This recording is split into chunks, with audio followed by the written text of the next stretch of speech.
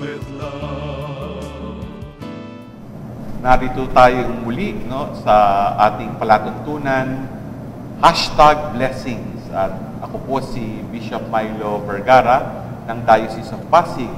At muli po ang ating special guest, si Father June Sanchez, ang ating vocation director at parish priest ng San Antonio Abad Libungan. Opo. Kamusta ba, Father June? Ito po, Bishop, dahil po sa nalalapit na mga pagdiriwang ay talagang kailangang paghandaan ang napakaraming activities, At dahil po dyan ay marami rin mga kailangang gawin, personal, spiritually, practically, at ito yung biyaya ng ating pong kagandahan ng pagdiriwang habang tayo naghahanda sa paggulita ng kapanganakan ng Panginoon. At Bishop, makakasama rin po natin para po sa ating pangalawang episode ng ating pong #blessings ang mga kabataan ng San Sebastian Parish, Pinagbuhatan, Pasig City. At unang-una sa aking pong kanan ay si Kyle. Si Kyle po, Bishop, ay miyembro ng altar servers sa San Sebastian Parish. At sumunod naman po ay si Cheryl. Siya naman po, Bishop, ay miyembro ng choir sa San Sebastian Parish. Kaya kakantayan si Cheryl mamaya. Siguro ng boses mo,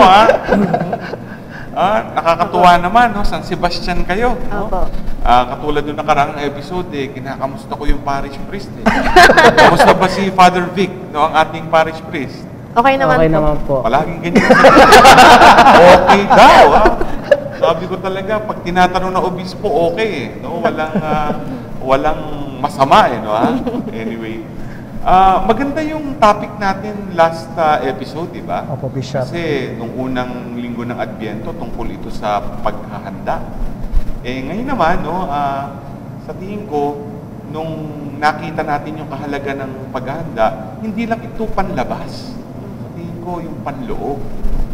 Kaya sa atin, magandang itanong, paano ba yung talagang panloob na paghahanda? Kasi maaaring maiwan tayo dun sa tinatawag na puro mga pagtuon sa dekorasyon, sa pagbili ng regalo, pero naiiwanan natin yung ating sarili. Sa tingin mo ba, Father June, ano maganda? Sa akin po kasi, Bishop, ngayon pong pangalawang linggo ng Advyento, ang hamon kasi talaga nito sa atin, yung internal preparation. At para po sa akin, yung konkreto talaga, yung pagbabalik tanaw ba? Kasi usually, alam naman natin, yung Pasko, panghuling buwan ng taon. So, nagbabalik tanaw ako dun sa mga nakaraan At tinitinan ko, ano ba yung bunga ng aking isang taon? Kasi malimit tayong gumawa ng ating New Year's resolution. So, ano bang nangyayari dun sa mga New Year's resolution?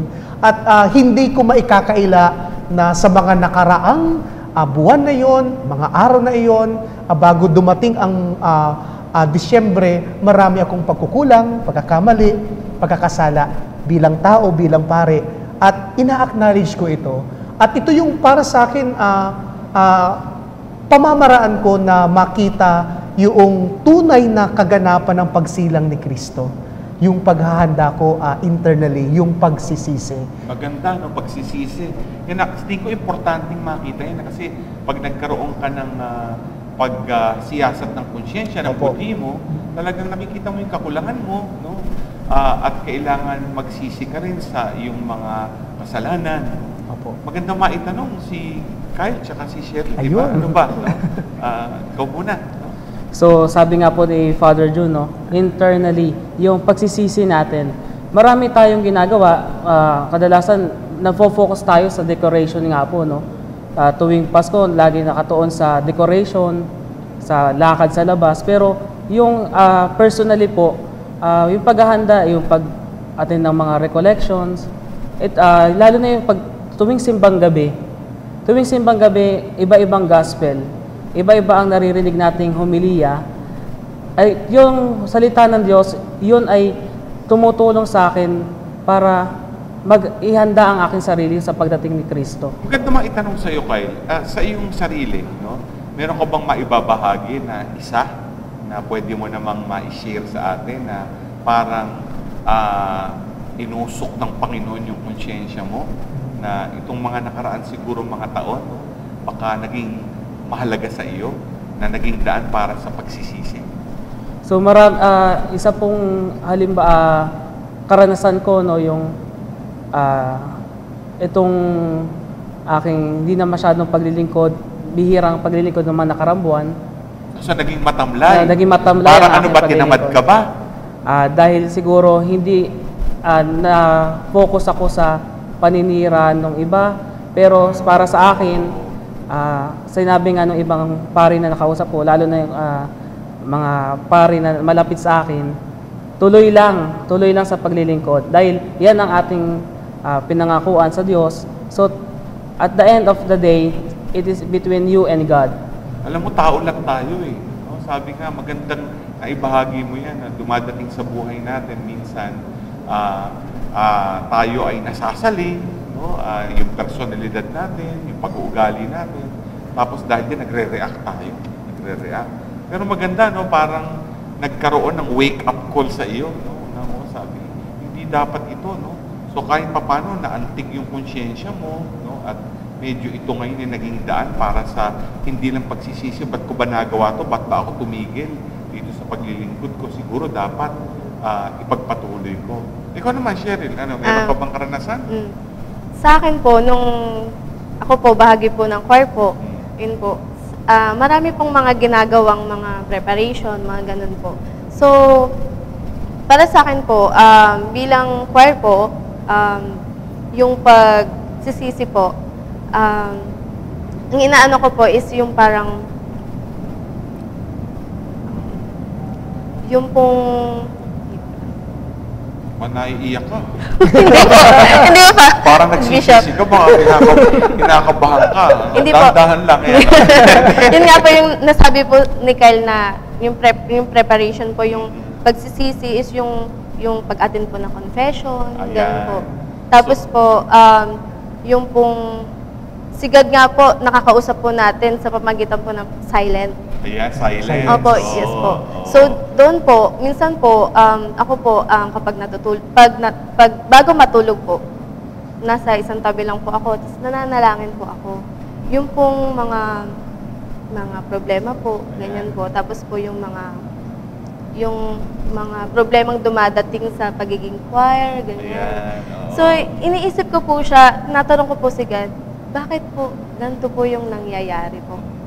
Pero alam ko naman po na ito po ay bahagi po ng pagsubok para po malampasan po yung mga, bilang Katoliko, ganun po. So, yun. Yan, importante yan kasi, alam mo, pag naglilingkod tayo, lalo na sa choir, di ba? Sabi nga, gusto mong kumanta para sa Panginoon.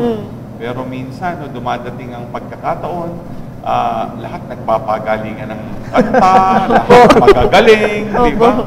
Kung ikaw ay choir master, mas marunong pa yung kumakanta kahit kinugupit na lahat ang boses niya. May ganyan eh, no? Tapos minsan, iniisip mo, ba't ganito? Gusto mo lang naman mag-serve, parang masama ka pa. Opo, yes po.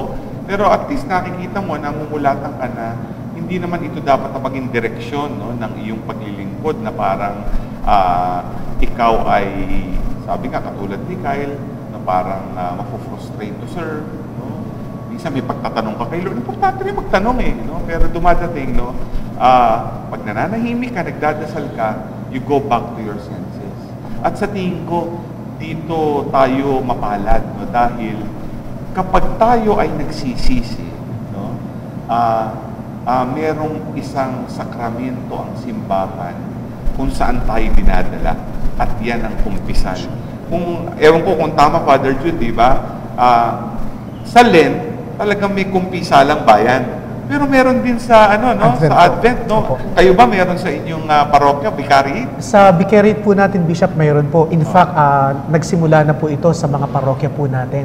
At kanina po gusto ko pong kunin din yung kay Kyle, na sinabi niya na yung mga sa simbang gabi, mga pagbasa, nagiging bahagi ng kanyang pagninilay maganda yun, yung gospel, no, nabanggit ni Kyle kanina, na yung salita ng Diyos ay nagbibigay daan para makapagnilay yun nga, ma-realize yung mga nangyayari, maunawa ng sitwasyon nang naaayon sa plano ng Diyos. At ganoon din, no, kay Cheryl kanina, nabanggit niya yung hamon ng paglilingkod. Di ba, sabi naman natin, yung kay St. Augustine, natanda naman yun, when you sing well, you pray twice, di ba? Magandang perspektibo ng paglilingkod, pero may mga talaga, sabi nga ni Bishop, hamon sa ministry. At nakita ko kanina yung sinabi nga ni Bishop sa atin na talagang ito ay bahagi ng ating paglago. At sa mga pamamarang ito, makikita pa rin natin ang paggalaw ng plano ng Diyos. So tayo po ay magbabalik sa ating pong palatuntunang #blessings.